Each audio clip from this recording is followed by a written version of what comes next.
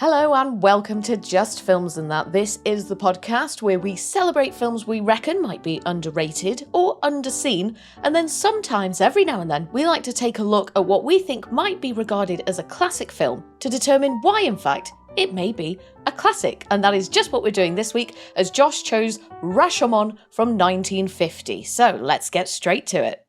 All right then, Josh. So Rashomon from 1950. Spoiler warning, listeners, if you've not seen this big spoilers. There are quite 73-year-old film, is that now? Yeah, if you've not got round to it yet. You've had your time. We're giving you enough chance for this. So spoiler warnings, listeners. This is a spoiler-fueled zone. So Josh, do tell us, what is Rashomon about and why did you pick it? So Rashomon is a film by the very influential Japanese writer-director Akira Kurosawa. He made this film in 1950, as you've already said. It is essentially about three men who are, I think, a priest, a woodcutter, and I think he's just credited as commoner. So just a guy who are talking in a monsoon in shelter about the story of a samurai who was found murdered in the nearby forest, and they all are recounting different versions of that story in terms of what they think happened, what they saw. And as it goes along, it explores sort of elements of truth and who is telling the truth and perspective and that sort of thing. Why did I pick it? So, a few reasons, really. So we hadn't done a classic film for a while. And I thought about time I picked a classic. So that's why I've picked this one. We also haven't done many non-English language films. I think we've done Solomon and Gaynor and Funny Games. And other than that, I can't think of one. Course. Yeah, I couldn't think of one we picked. So I thought, I want to do more. And I try and watch more foreign language films where I don't like to call them foreign language films. I try and call them non-English language films, do you know what I mean? But anyway, films that aren't in English, I try and watch them where I can, things like things like I love things like Life is Beautiful and stuff like that. So that's one of the reasons. Another reason is, so you picked Runaway Train. Yes, I did. That was written partially by Kurosawa. Oh. Quite near the end of his life, I think, as well. Certainly, 20 odd years after he made this. So I knew he was an influential director. I'd seen this film mentioned a lot on certain directors' top 10s and stuff like that. I think it might be in like Scorsese's top 10 and stuff like that. And I'd also read a little bit about it, just because I'm interested in film and I've read about it in that sort of sense. And I know that this was an incredibly influential film when it was made. So, for example, I believe, this is just based on what I've read around it, it was one of the first, if not the first, Japanese film to receive international attention. And it is often credited as the reason why the Academy Awards created the category Best Foreign Film. Like, to essentially give it to this. Yeah. So I do know it's very influential, which we'll come on to in a minute. But winding it back a little bit, had you seen this one before? Had you even heard of this one before?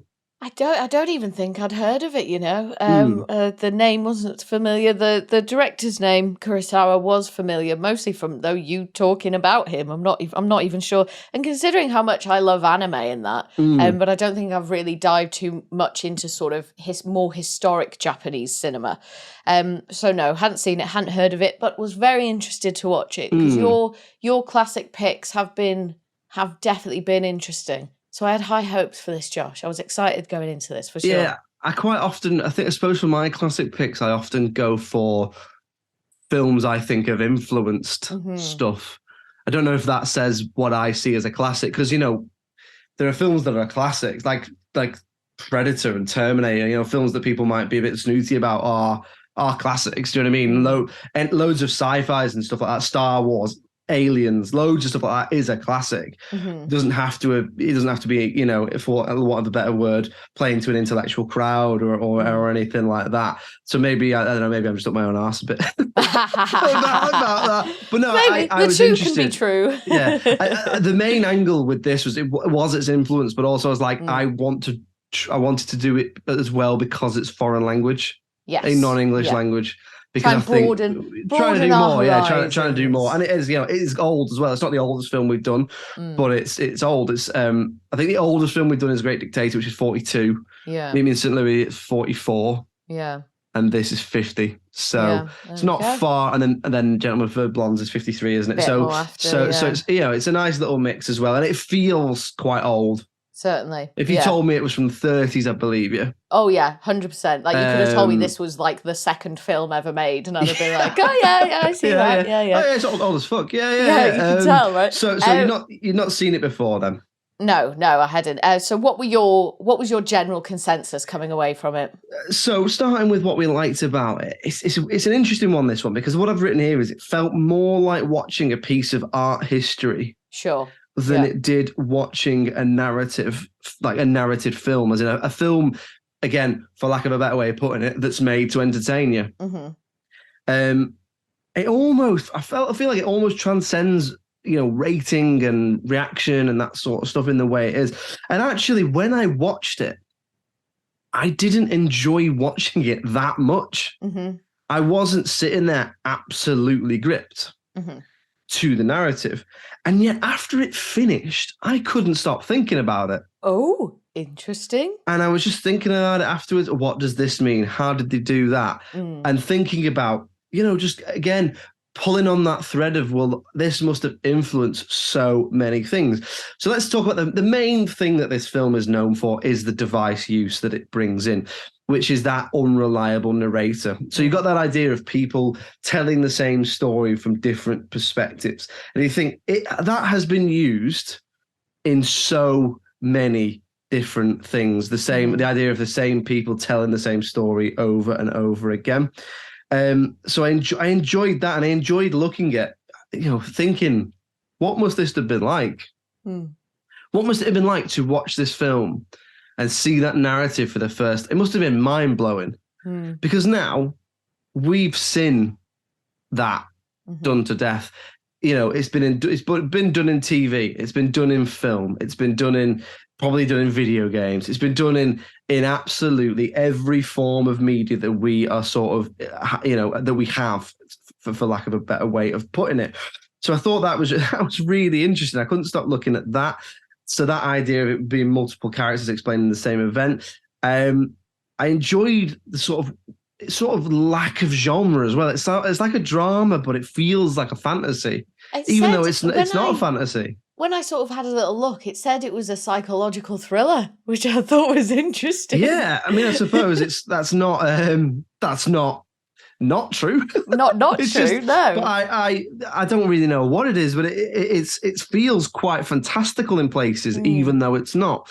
So enjoyed that. I enjoyed things like the camera and the lighting. The way it looks. The use of lighting is incredible, considering it's all natural lighting. So it's all being done with, well, not natural lighting, but it's all, it's not CGI. So it's been doing, this film has been restored. The version I watched has been restored. So it's not even what we would have seen in the cinema. It's probably a slightly enhanced version of what you would have seen and stuff like that. So, but that use of lighting, I think, for things like, they're obviously using things like foil and natural sunlight and that sort of thing. I thought that was really good. There's bits where it's the camera use is really discombobulating because it plays around so much with perspective. You think there's bits where what you're seeing is what the character is seeing, and it's not. It's what is looking at the character. So people are like coming into view, and you think you're looking at the world through their eyes. I don't know if you got that. Did you get that? I don't really think I did. No, I didn't feel that when I was watching it. No. I got a few bits where I thought I was looking at the forest or whatever through that character's eyes. Right, yeah. And then they would come on screen and I'd be like, oh, right, I thought I was looking at the world through their eyes, and actually I'm looking at them entering. They are entering their own version of that story. Which I thought was really interesting. There's bits as well where they're talking to the camera, because it's all set up as if it's a sort of trial. And I'm not entirely certain when this is set, but I think it's set in the sort of 1800s, something like that. But there's times where they're talking to a judge or a police officer or a something like that, and they're talking to behind the camera. And it feels like they're talking to you as well. And again, I wonder if it was one of the first things to do that. Yeah, that was just to touch on that now, because you mentioned it. That was one of my favorite things about the whole film, was sort of how those sequences were filmed.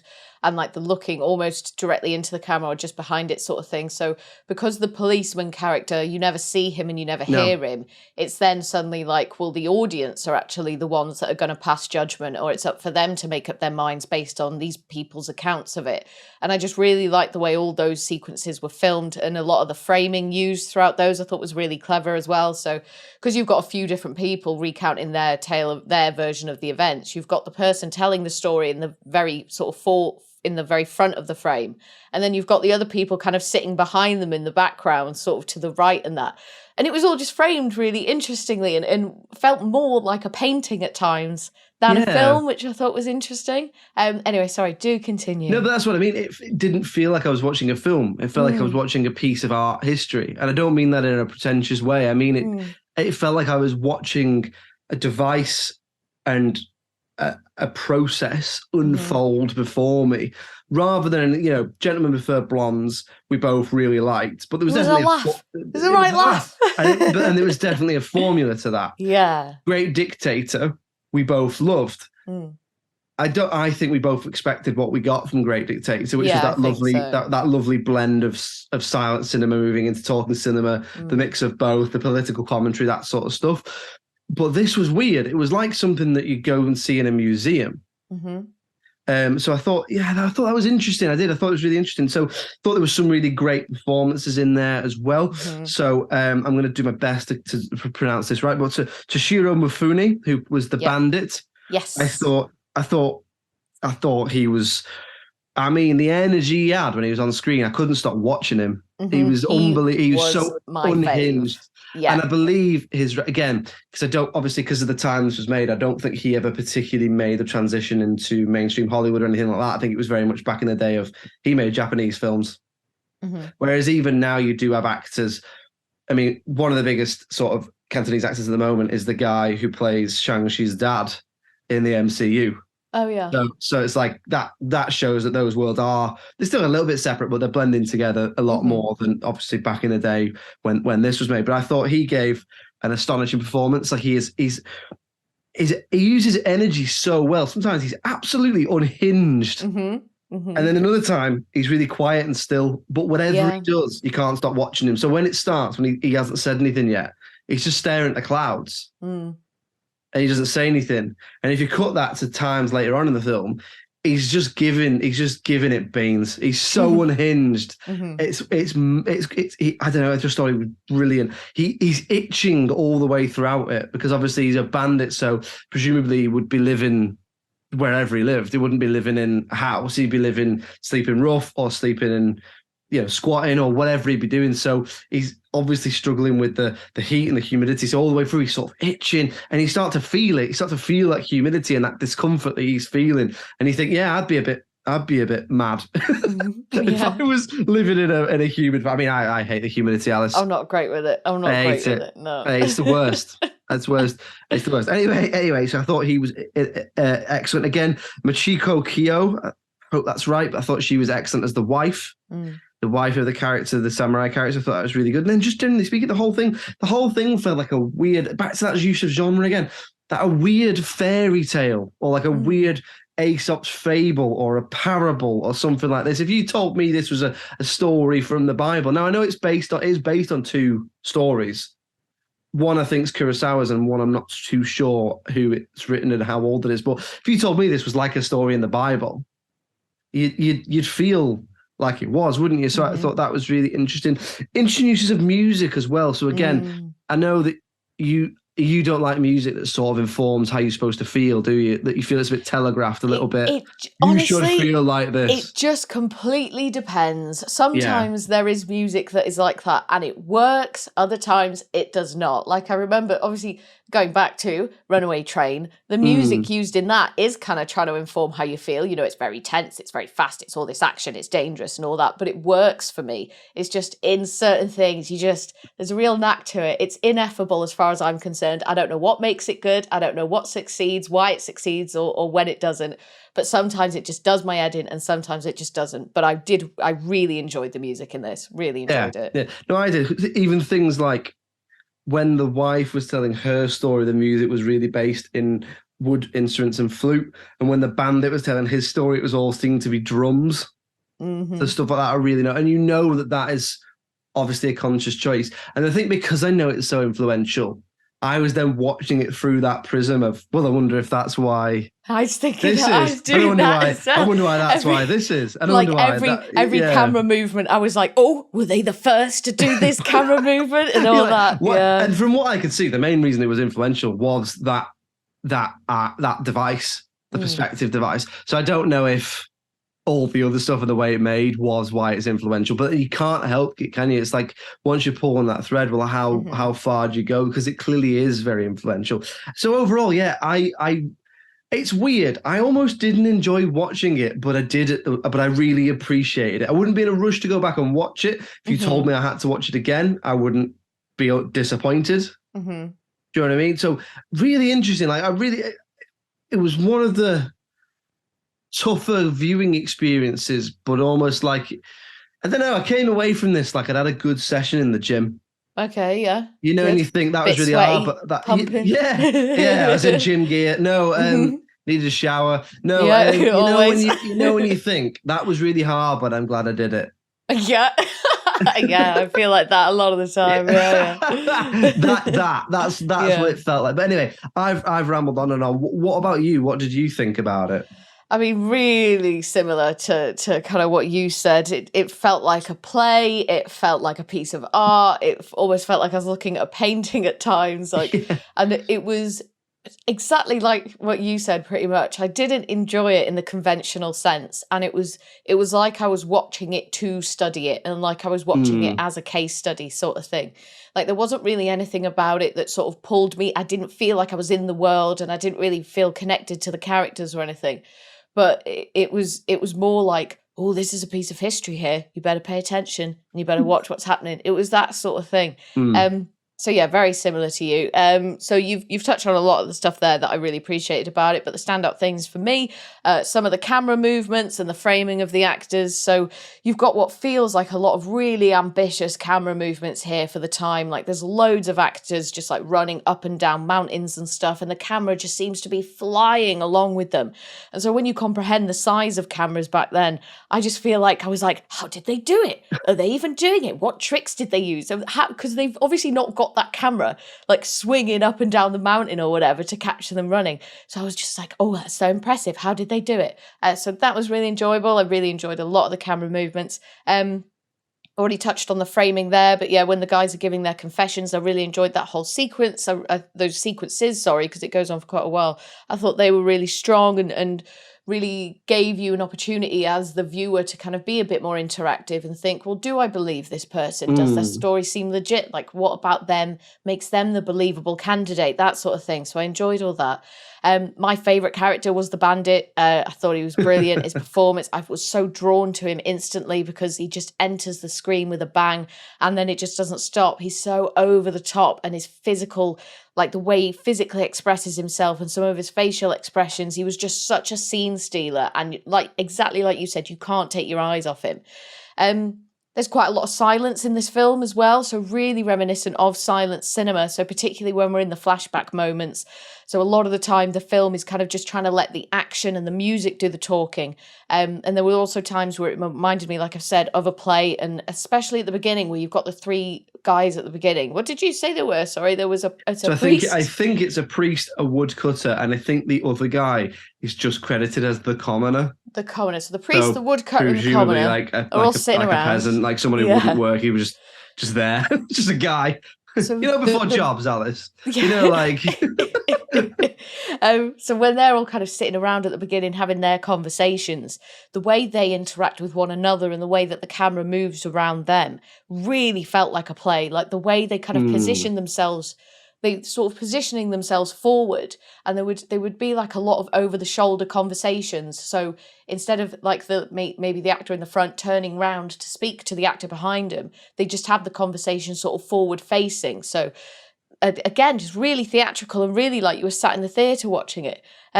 And just finally, I thought there were some really strong moments of tension building, especially towards the end when the husband and the bandit start fighting each other for real and they have a bit of this standoff sort of thing. And there's this really long moment where they're kind of squaring up to each other and staring right down into the camera and stuff like that. And I thought this was choreographed really well and executed really well as really well as well. And it was probably for me the most sort of offered the strongest emotional response from me, in that I could really feel the tension in those moments. We'll move on now then to talking about anything that we didn't like about the film, or perhaps anything that we would change. And I've got a feeling that I know how this is going to go, and we're going to sort of have pretty similar responses to this. But go on, Josh, you pick the film. Anything that you didn't like or that you would change? There's not really, no. Hard to quantify, isn't it? I've made notes. Again, it's that it feels like that whole thing of art is worth as much as you'll pay for it. So it's like, I don't, what I like is but then, it's opinion, isn't it? That's the whole point. So one thing I would say is inevitably a little dated in places. So it is a little boring in places. It's all dialogue. It is like watching a play, but I love going to the theatre. Well, obviously, having those actors in front of you in stage is vastly different to watching it on a screen. Yes. And again, this is why I like going to cinema, why I like going to the theatres, because as much as I won't speak for you, but we are slightly older than the smartphone generation, i.e. we were, I don't know about you, but I didn't have the internet until I was like 14, something like that. So I don't have the attention span of people who can't watch films and stuff like that. But I'm still ruined by having a phone in my hand. Yeah. So I'll still find myself being like, I wonder what the score of the game is. And then whatever. Which is where I go to the cinema, I'm like, phone going off. And if you're on the phone in the cinema and you listen to this, stop listening to this because you're a prick. Oh, can't bear it. Can't bear it. You don't deserve this content. I know. Why pay? The price of cinema tickets these days as well. Why pay to go to the cinema to then go on your phone? And then, Josh, last time I went to the cinema, oh my God, the two people next to me did not stop talking. They did not stop talking. And we went to the fancy cinema as well, right? So that's expensive. Those tickets are expensive. What are you doing paying all that money to come and sit in the dark to have a chat with each other? Go do that at home. Go have a meal. So it's the same price. Go and have a meal. Go and have a coffee. Do you know what I mean? Just sod off. There's that. So yeah, if you're going to be in it, right, okay, I get it. Some people have jobs or circumstances where they have to have the phone on them. Little area of the cinema, fuck off over there. Yeah. That's fine. You belong at the back. If you're going to talk in the cinema, nah. Don't even. Why are you there? Absolutely not. Anyway, so it was a little boring in places, but that might be down to my 2023 attention span. I liked the music. I did like the music, but it was a little distracting in places. And I don't know if that's to do with the restoration. But there was times when it felt like it was louder than it needed to be, more intense than it needed to be. So on the one hand, I liked the use of the type of music, but on the other hand, I was a little bit like, it was a bit distracting. And then the other thing is, at one point at the beginning, now the events of this film detail a murder and a possible rape. That's very, very horrible. And I know you can't quantify this, but one of the characters goes, oh, what happened was worse than war. That's probably not worse than war. Like, it's bad. I know you can't quantify like what is one bad thing against the other. Sure, but like a war? War's quite bad. Like millions of people. And that includes, if you think of war, you're lumping everything in, aren't you? It is, yeah. Lots of rape happens in war. Oh, bad stuff. Bad times. But I might just be picking. Overall, I really, really enjoyed it, but almost not as a film. Yeah, in a weird. It's weird, isn't it? And we've both had similar reactions, and we didn't watch it together or anything like that. So what about you then? Was there anything you particularly didn't like? Just the baby at the end.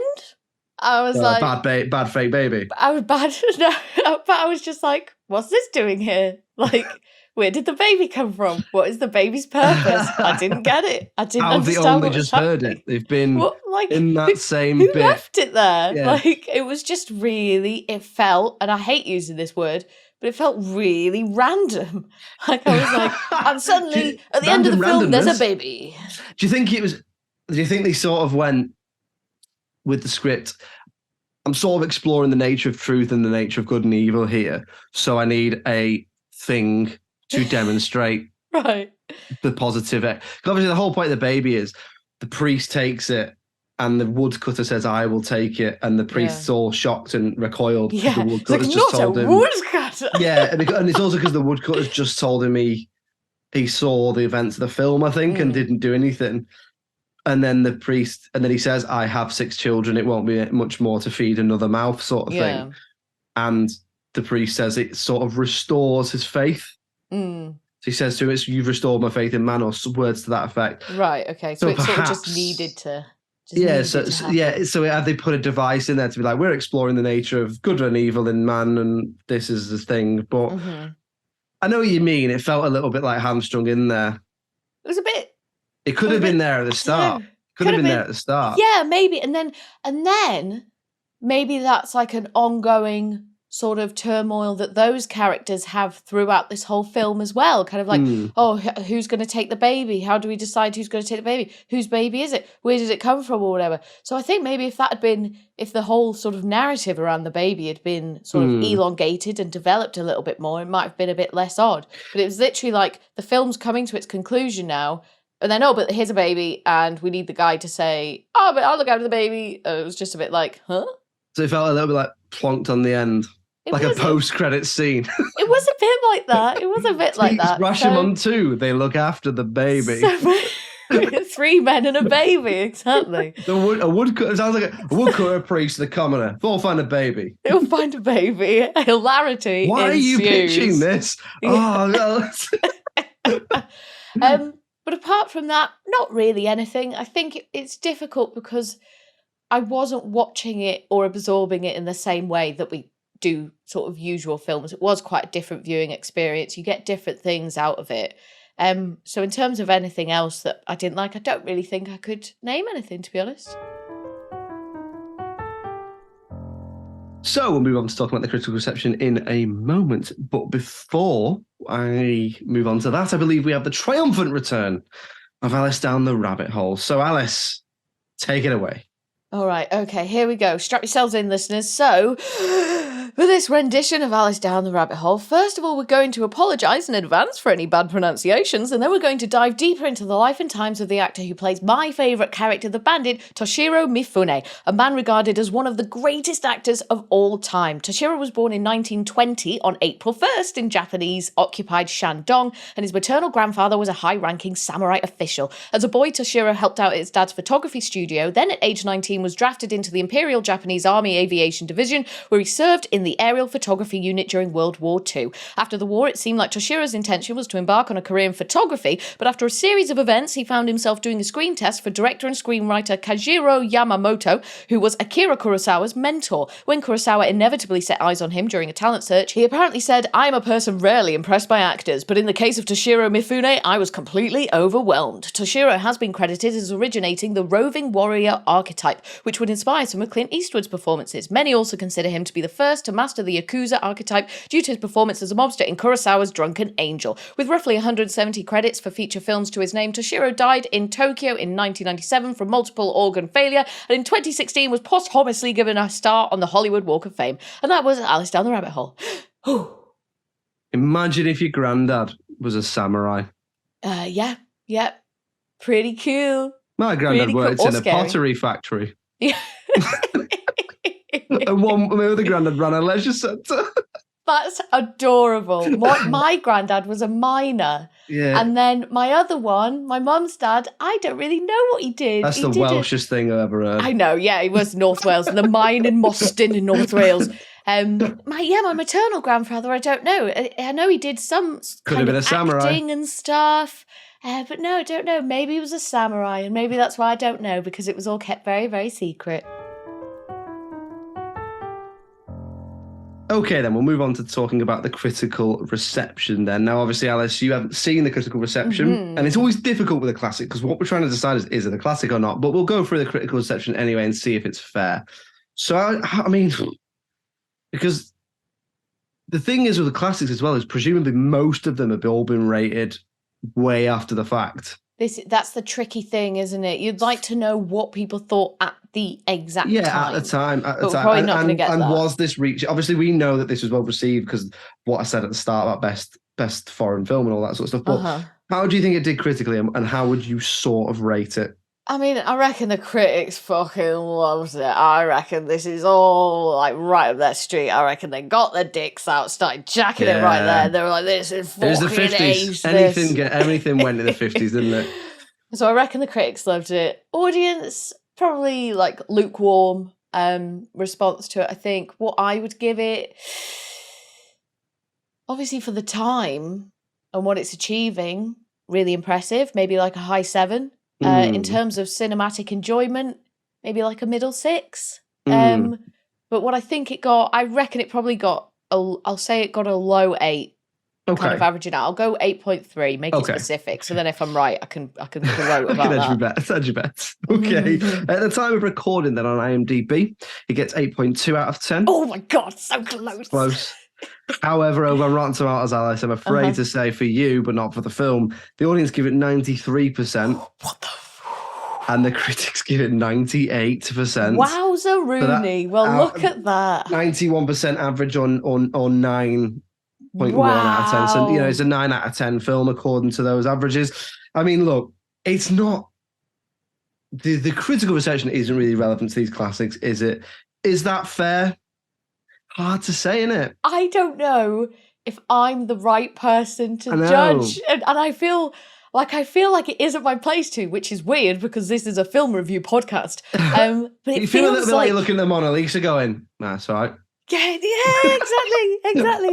The problem is you need context, I think, and I wonder if some of the context is missing on us as two, you know, British people in 2023 watching a Japanese film from the 1950s. I don't know, but it's if what you're saying kind of about the unreliable narrator, if you can clearly see the kind of ripple effects and what it did sort of start off, and it said then obviously about Toshiro being like considered one of the greatest actors of all time, and this sort of helped him along to there. So I think on paper, a lot of the stuff is there. If I was to watch this in isolation and you asked me, does this deserve to be a classic? I would probably say no. But I think on paper, then yes, probably. So we're in I'm in a bit of a sticky spot there. What about you? I agree with you. I think I probably liked it, generally speaking, a little bit more than you. Not loads more though. And I think you're right. I think that the thing is that it's reaction is wrapped up and intertwined with its own legacy.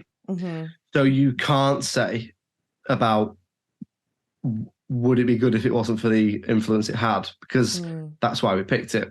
So maybe that answers the question. Unlike any other of the classics we've done, perhaps that answers the question. So let's try and say then, even though we're not qualified to say it anyway because of whatever. But I mean, for me, I think its legacy, its influence on film, it's there to see.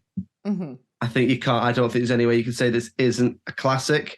It's perhaps not a classic that people aren't sticking this on a Saturday night. Probably not. Maybe like nerds, Alice. You know, I'm not sticking this on. I'm going to watch football. You know what I mean? But you know, I think that it almost exists outside of ranking a narrative piece of cinema. Yeah. I think it's like a piece of art history, and I think its influence just from even those films we talked about there, the influence it's obviously had on some of the biggest directors in the world now and past and present and probably future. I think it's there for it to see. I don't think there's any way you couldn't say this is a classic. What about you? Yeah, I agree with you. I think you've put it quite well there, quite eloquent, and Thank you. Cheers. Really, you're welcome, Josh. You're welcome. Yeah, I agree. So there we go, another classic film done, another classic film that definitely deserves to be a classic.